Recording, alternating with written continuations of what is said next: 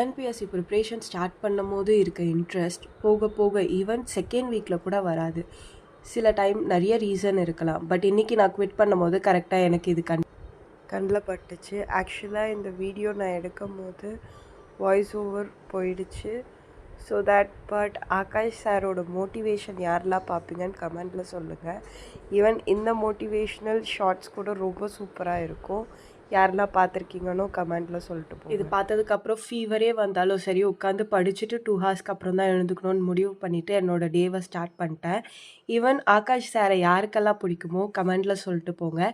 Even நானும் அவரோட class மட்டும் பர்டிகுலராக அவர் எடுக்கிறது மட்டும் தான் நிறைய நான் சூஸ் பண்ணி பார்ப்பேன். அதனால தான் நான் தமிழும் இந்த அளவுக்கு முடிச்சிருக்கேன் இந்த 1 மந்த் ப்ரிப்பரேஷனில்.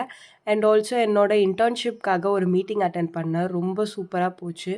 முடித்ததுக்கப்புறமா ஃபீவர்னால் ஒரு கஷாயம் போட்டு குடிக்கலான்ட்டு ப்ரிப்பேர் பண்ண ஆரம்பிச்சிட்டேன்.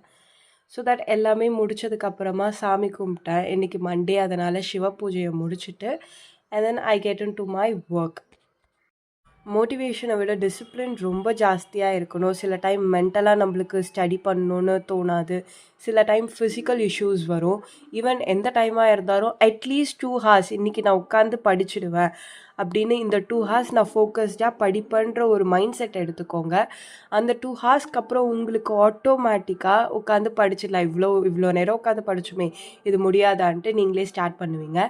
ஈவன் அந்த ஸ்டார்டிங் பாயிண்ட் தான் ரொம்ப டிஃபிகல்ட்டாக இருக்கும். உட்கார முடியாது. இருக்கிற 10 மினிட்ஸ்க்கு எந்த வேல்யூ ஃபோக்கஸ்டாக பண்ண முடியாது. I know that.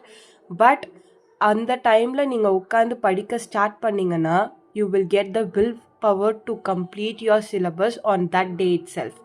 Try this method and stay tuned for next video.